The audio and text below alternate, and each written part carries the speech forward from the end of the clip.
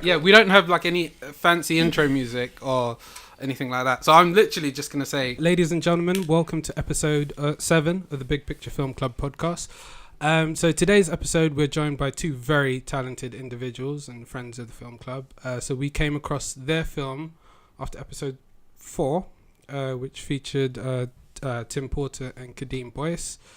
I got a message from Dom, I believe, to check out his film, and that film was Winter Ridge. And we checked it out, loved it. We did a first look article on that film on our website, and so today I'm joined with Dom Lenoir, director and producer, and Matt Hookings, lead actor and writer, and also producer for Winter Ridge, co-producer. Not official. Yeah. Okay, cool. Bumpy start, but how you guys doing? Very good, thank you. Good. Cool. How's your day? Busy. Got a lot to juggle at the moment, but it's all going well. So. Yeah, busy as always, but all good. Cool. So like when we came across the film, particularly given like it's an independent production and it's kind of like yourselves banding together, I was like kind of really impressed by what I saw. And so for people who don't know, can you kind of tell us a bit about what Winter Ridge is about, what to expect? It's a psychological thriller in a kind of detective format. It's got like a very American/Scandinavian feel to it. We kind of wanted to go for something very cinematic. And it kind of explores degenerative diseases and a few other issues such as grief. But it's quite a fast-paced thriller at times, and then there's like some nice drama moments in it. So, anything to add? Good performances from our amazing actors. Nod there. He's waiting for you to say his name. I was waiting for him to finish. I was waiting for him to finish. It's an exciting project. Like Dom said, it's got some really good dramatic elements in it, but at the same time, it's quite fast-paced. We shot an amazing location down in the north of Devon, which was just stunning. And Lynmouth. Yeah, absolutely gorgeous. Them. It was a bit of a roller coaster because we shot the film in 17 days. Like you said, I produced it, had involvement in the writing, played a part in it as well, and Dom, produced it and directed it, and we would just basically pulled all our connections together, along with 2 other producers, and just made a film. Made a film that we're proud of and seems to be doing its thing, which is always good. Awesome. How did you two kind of find each other? I don't know if that's the question.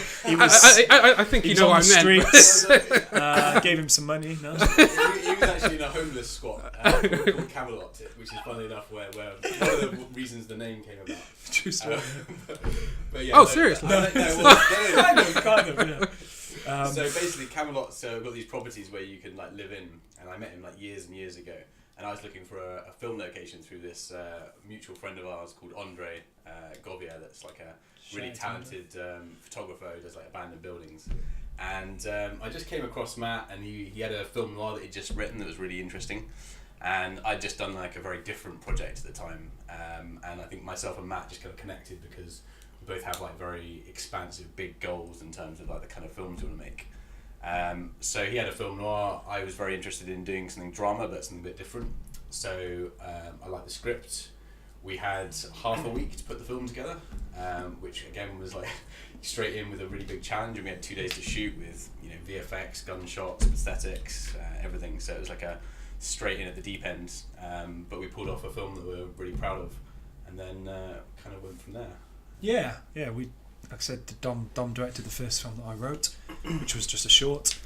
Yeah. And after that, we branched off and did a couple of other things, and then came back for Winter Ridge. So that's how we started. Okay. So I mean, how did you get your starts in that, in acting and producing? For me, my acting start wasn't very good, but yeah, Dom's an amazing actor. I studied in Winchester, down in south of England, and then moved to London. Just jumped straight into it, and after a very short while, I just set up my own production company, started making my own films, and just didn't want to sit around waiting for, agent or call to ring. I thought, just go out and do my own stuff. Which then, that's how Camelot was created, Camelot Films. And the films just kind of got bigger, I suppose. And, started screening at festivals and winning some awards.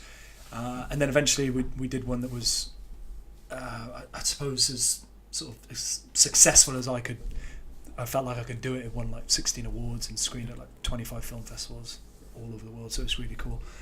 And then come together with the feature. So I've just been a mixed bag of producing and writing and acting. And I mean, how have you found that jump, kind of coming into London, kind of being in the big city where it all happens? Was that intimidating, or like did you kind of just get stuck in? Or I honestly, been here for 7 years. I think. 7 years, yeah. I didn't have maybe longer. I did not have time to even think about it. It was just left university. I jumped straight onto some stunt work on a big Hollywood film that just carried me through. And on weekends I was doing short films. So for the first year, 2 years, I was just working non-stop. I did something. I mean, I worked at the numbers before. I did something really crazy. Like worked on like 4 or 5 feature films. Did about 10 or 12 shorts. Bunch of commercials, bunch of music videos, and just plowed straight through it. Just hustled. Just hustled. And, literally worked my ass off. So I didn't really have time to take it all in, I suppose. But it was hard. It wasn't easy. And just then eventually learnt different aspects and found my feet, and then began to write and build contacts and make your own stuff, which I think is the way forward. And then Dom, you enter somewhere in that story. Yeah, so my background... Being funny again. My background is, I kind of started off in camera, so that's kind of where I started off, making like action thrillers. I did a bit of acting as well in them, which definitely is not my forte. Okay. But it kind of all started off with stunts, just jumping in, making props, doing everything, like every aspect of filmmaking. So I learned very much from a practical side. And midway through university, I did like a half an hour film, and then for my master's project, I just wanted to make a feature because I just wanted to go through that process of making something like it was obviously like a no budget feature, like really, really small. But it was an amazing opportunity to produce. That was the first time I produced. Got like locations all across England. Just did some like phantom camera, which is slow motion, to get like sort of 300 style fight scenes. And I just really wanted to push myself and see how high I could make a film, basically, in terms of all those things. And I just started to drift into more directing naturally. I was quite inspired by Clint Eastwood and his directorial drama. And by the time I met Matt, I decided not to do any more features until I could get like a decent budget together. So I'd done a couple of higher budget shorts, one shot in the German mountains, Nice. and we just kind of drifted together at the right time. I think we were both ready to make something big, and like really sort of test ourselves and see how far we could go. We do different things, but obviously Dom directs and I predominantly act and produce. But I think the end goal is still the same, because it's now our goal when we do projects, or what it was with Winter Ridge, is to get some really sort of heartfelt moments where the performances were good and the story was on point. So our goal and aim now is to create good stuff that leaves a mark, or at least people watch it and believe it's real, rather than just doing a project for the sake of it. I think that's something that connects us, is that we're not just here to make entertaining films. We're here to make like heartfelt stories that connect with people, resonate, have emotional kind of depth to them. It's not just kind of the superficial side of cinema that we're interested in. We want to tell stories that show like an intelligent side of independent cinema, because it's difficult to get good independent films made that have that kind of that complexity, I guess. On that note, Winter Ridge does touch on the issue of dementia quite a bit. It's a very key part in that film. And so how did you go about tackling the subject in a way that's, I guess, respectful of... It was a tricky one to get, because obviously, because you've got a psychological thriller and there's detectives chasing around with murderers, You've got to tread the line with some kind of respect. Yeah. For me, it was more just highlighting some of the struggles that people with dementia and Alzheimer's go through, rather than kind of placing too much of a view on what you should do with them. In terms of like how the detective and the the criminals in the film like play into it, I think that's more down to their own motives than us kind of forcing an agenda on. But myself, I've kind of experienced it with family members. The writer Ross had it through his family, and I think it's something that the drama moments in the film I'd like to think were relatively sensitively handled, and it's not kind of pushing too much into any kind of solution, just highlighting the struggle that families go through with these issues, basically. On that note, you've kind of assembled a really awesome cast here and crew. Can you kind of just explain about how you got these people together? So I have here Hannah Waddingham from Game of Thrones and Miserable, Alan Ford from Snatch, Lock, Stock and Two Smoking Barrels. Your producer as well from Rise of the Craze, Chris Hardman, who's worked on like Avatar, Star Wars, and I'm sure I'm missing some other people there, but it's an it's an impressive cast. Lots of favours, lots of I think when you're doing your first quite big, I suppose, project or feature film, you do have favours and you build contacts up over the years, and I think that we pulled in a lot of favours. I mean, Hannah came through Michael McKell, who's the other detective, alongside me, and also Shoe Polish as well. Yeah, and we'd worked with Michael on several projects before, so you get one person and that trickles down to Hannah, and through Hannah we got Alan Ford through Michael as well. The crew, we'd been building contacts up over the years, so the crew were amazing crew. I mean, we had Glenn Fremantle that did the sound design, he's won an Oscar for Gravity and done all of Danny Boyle's films and stuff like that. So a lot of it was favours and a bit of begging and trying to get them on our side. But I think that once you show your passion and what you want to do, you'll be surprised how many people will actually be willing to help you, and the kind of the money goes out the window almost. And they want to help you because it's the drive. It's whether you've got drive and whether you've got we had like a bunch of short films that some of these people we might have worked with, or they'd at least kept track of our careers. It's not about the money to them, because they're getting paid very well on those jobs. If they've got time and they kind of believe you, it's an investment for the future. And it's whether you understand storytelling, and whether you've kind of got that in the back of, if they join it and they think, I'm going to put my name to this, because I know it's going to be good, because these guys understand what makes a good film. That's kind of what's important to them.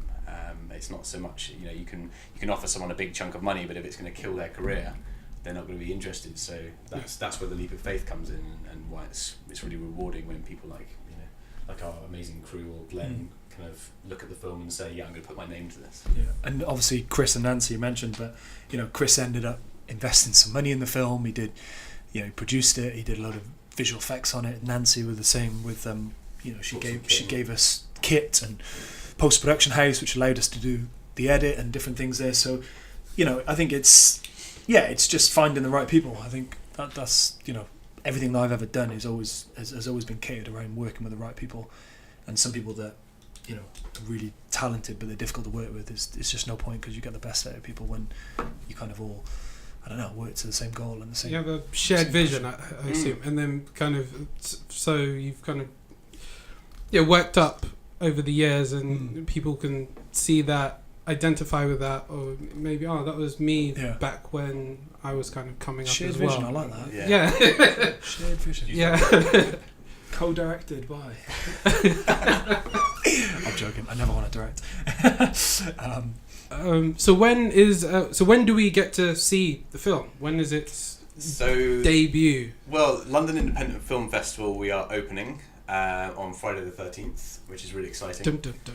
Great day. I just had to say. Something always good happens on Friday the 13th. Yeah. It's always been a good day for me. Depends whether you're an optimist or a pessimist, but I like to think that those days are good things. So that's going to be opening night. Tickets amazing. Tickets going live next week, is it? Or this week? Tomorrow, I think. Tomorrow. Okay, cool. Yeah, we'll add a link somewhere when we. So actually, by the time you watch the podcast, it won't be tomorrow. It'll be in the past. But yeah. Cool. So yeah, podcast. podcast. See where he's going off on. We're screening at another festival in Miami in April as well. Yep. I think that's the 15th of April, the Widescreen Festival. Awesome.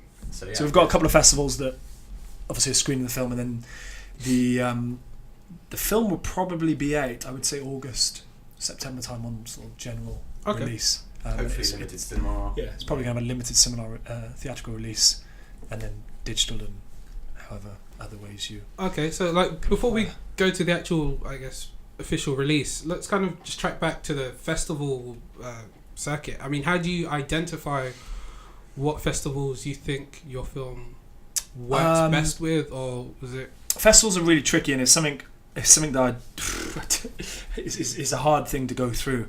But I think definitely do it on your shorts, because you get to know, you get to come across every festival and know what the program is and what they take and what they don't take. And I did that a lot with one of my shorts. So I think once you get an idea of the festivals, then coming into this with Winter Ridge, it was a little bit more clear of, right, okay, let's go to that festival because there's a contact there.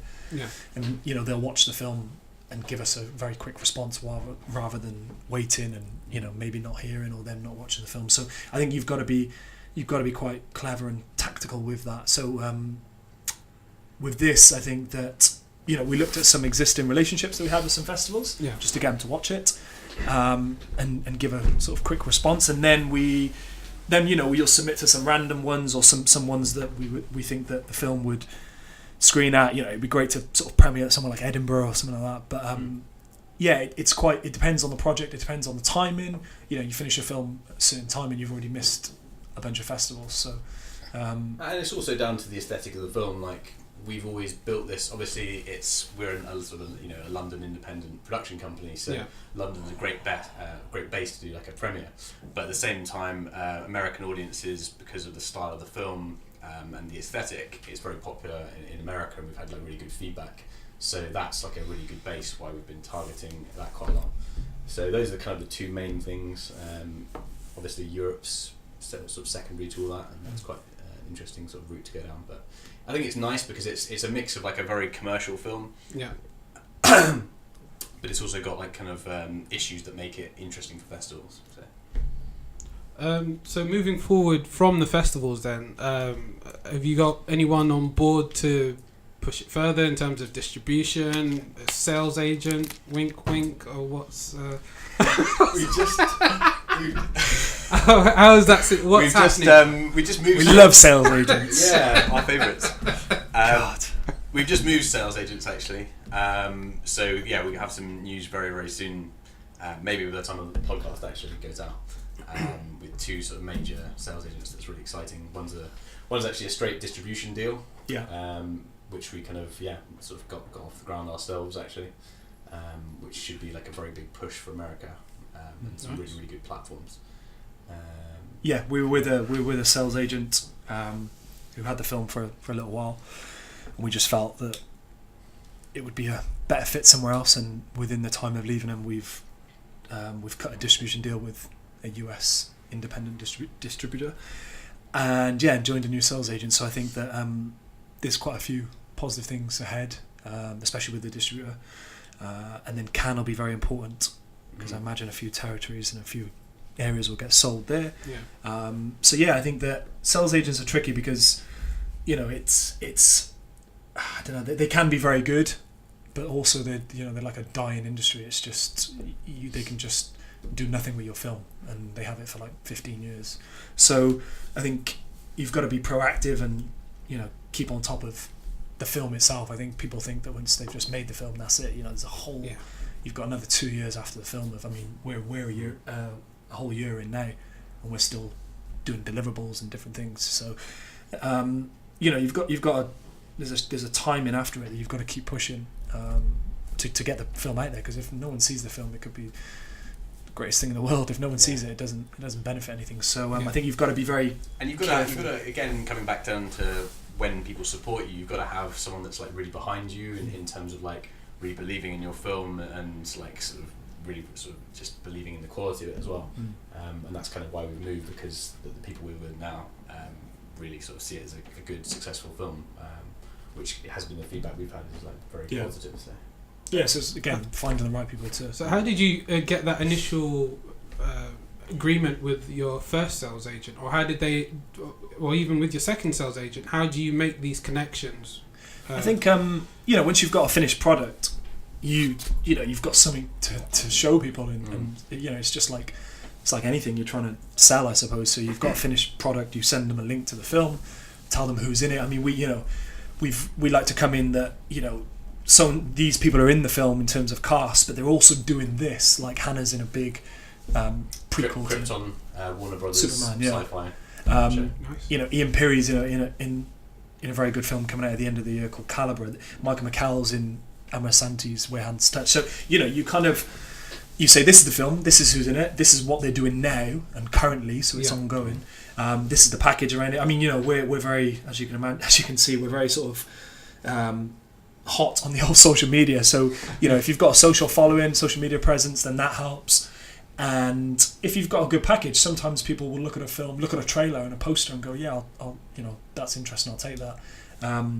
But it's not easy, because obviously the market's flooded with lots of different films, and one sales agent might be looking for a horror film, and that's we don't have a horror film, so it depends what they're looking for, and then what they schedule at different markets. There's very like specific areas that some sales agents will look at, and also like some sales agents will just sell off the cast, which we kind of don't believe in. Like obviously we've got a great cast for our film, especially for the budget, but we kind of believe that, and I think there's countless examples of like really good independent films that have sold and done well despite not really having any recognisable names.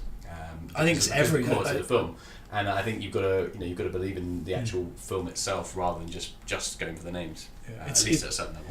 It's always tricky with the cast, because everyone, in one sense, they're completely right, because cast, can sell a film, but I think that every first independent film made by any successful filmmaker now never had an established cast. You look at anyone, any director or any actor or whatever it may be, they never went in and said, oh, we've got A-list cast. It was always unknowns or nobody. I mean, look at anyone's films like George Lucas, just everyone, Christopher Nolan, anyone. You watch any of their first films. So I think that, and ultimately, the viewer at home, if a film's good, they'll watch it, and cast are kind of a bonus to that. I think that there was an article a couple of months ago about Johnny Depp, because his last 3 or 4 films have flopped, and that's not because of him, it's because the films are bad, or they didn't hit the sort of mark that they should have. So I think that's definitely a fight to try and overcome, because people just go, who's in it? I don't know, and it's I don't know, there's more to it than that. So yeah. So with all this knowledge you've now acquired, you've kind of give up. That's why we're running our film course. You've packaged it. You've packaged it nicely into the business of film course. Runs the 16th and 17th of April. Next one. It's only 300 quid for 2 days. Amazing guest speakers. So tell people about the course. Like, what is, like, if I want to.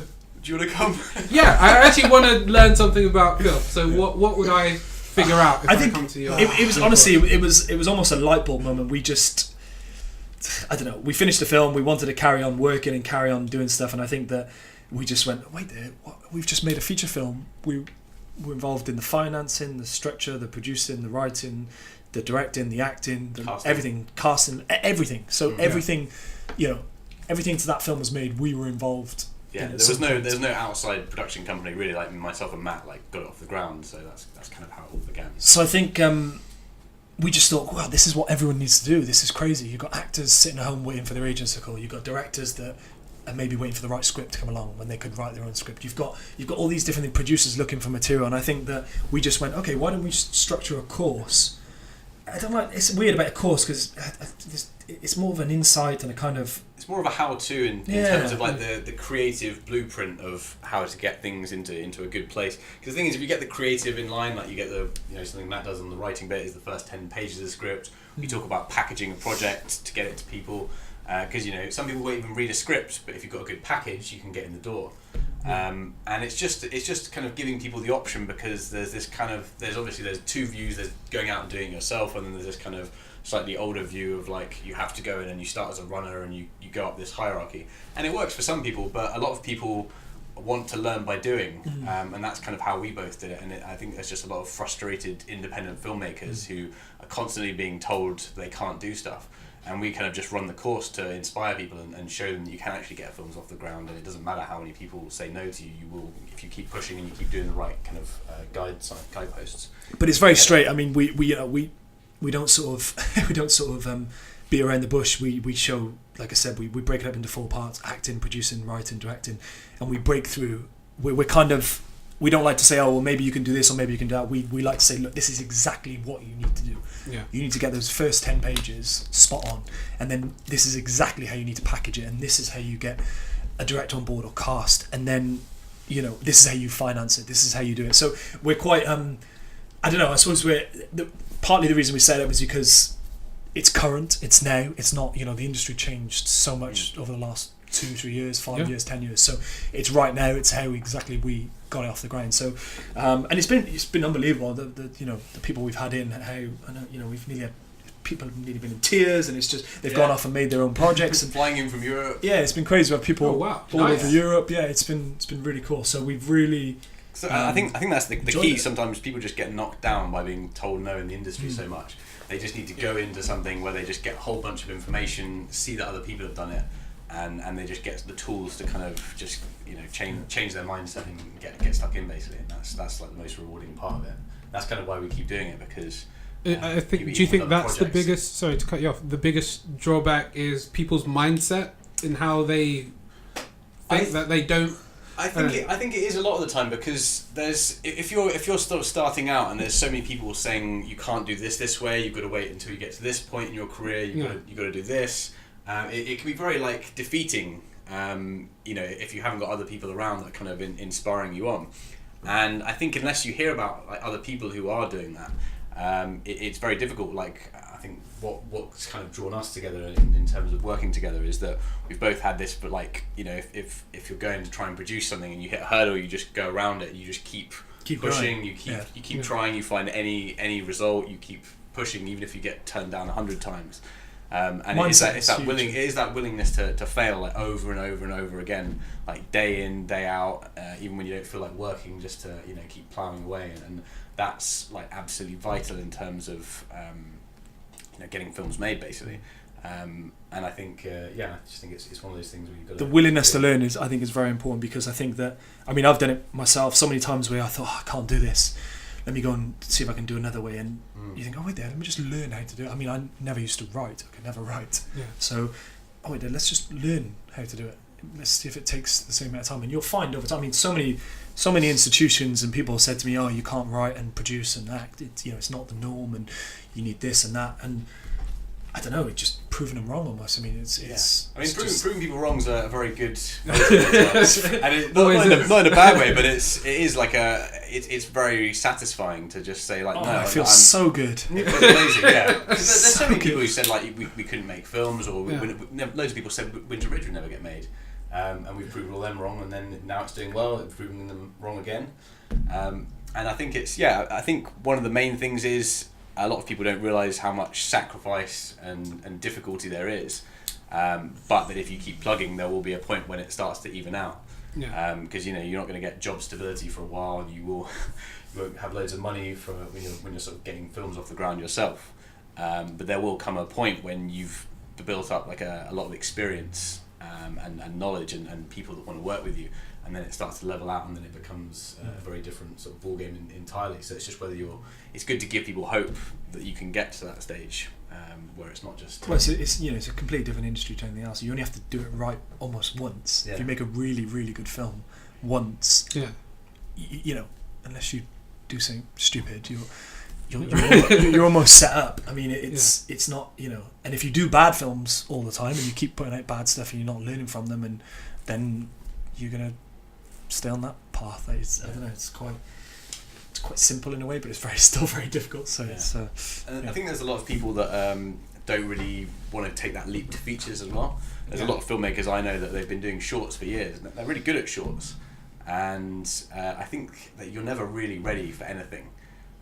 One of the key things I think about like being successful, or at least growing in terms of your knowledge and your ability, is to throw yourself in the deep end and do stuff that you're not ready for, because regardless of how much you plan and do, when you jump onto a feature set, it is a different ball game, and there's pressure and there's all these different things going on, and you've just got to be ready to take that leap and actually go for it. I think that's one of the big things.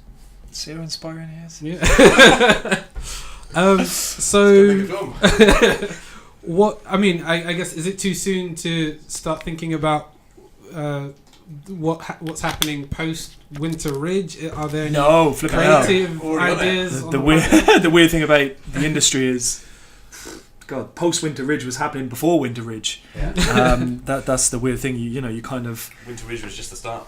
Yeah, I think a lot of people have this. The same with the director of Whiplash, Damien. What's his name? Damien Chazelle, is it? Yeah. That's right. You know, he had La La Land before Whiplash, but he couldn't get it funded because no one would fund a musical for, you know, however millions it was. So he had to make Whiplash first. Yeah. So we've had a bigger project in development for a while, and it is, you know, it's a big project. It's, you know, the budget's like $5.5 million, so it's big. So and we've got a couple of other things that we've just optioned and taken on, and another thing we're doing together. So there's been tons of stuff. Well. The only thing that Winter Ridge does is kind of open access to the bigger stuff, which is great. I mean, there's a bunch of stuff we're doing really. Yeah, quite a big slate of projects that are kind of basically ready to go. I mean, once you show that you can do a project, like especially with Winter Ridge, we showed we could do like a very high production value film on a like absolutely tiny budget. And I think once you kind of do that, people can see actually they're capable of going from, you know, start to finish and seeing it through and delivering. Then there's a lot more confidence in terms of like investing in future projects. And obviously, like the future ones, there's had a lot more development on them. So going even bigger in terms of our goals. I'm assuming like there are potential investors who've kind of seen Winter Ridge and been like, all right, cool, I like this, I like what you guys are doing. Yeah, I mean, can I find out more? Investors, you know, the investors of it have, you know, the first conversation with investors was, you know, asking them for money for Winter Ridge. Now the conversation is, what you doing next? Nice, and good conversation. You know, and the film hasn't, you know, sold yet, so it's not, you know, it's not actually out there. But I think that once you show people what you can do, they invest in you as well. That's the thing. They invest in you, and for a lot of investors, it's not about the money. It's about your approach. You know, 5-10 grand doesn't mean much to a millionaire in terms of as much as your approach to business and how you sort of see things through. So, well, I think it doesn't just open the door for investors. It opens the door to distributors and sales agents and other financiers within the industry that will then go, oh, wait, now they've made a film. We maybe won't take that one, but we'll keep an eye on them for the next one, and the next ones, like Dom said, they're actually more developed because they've been going longer.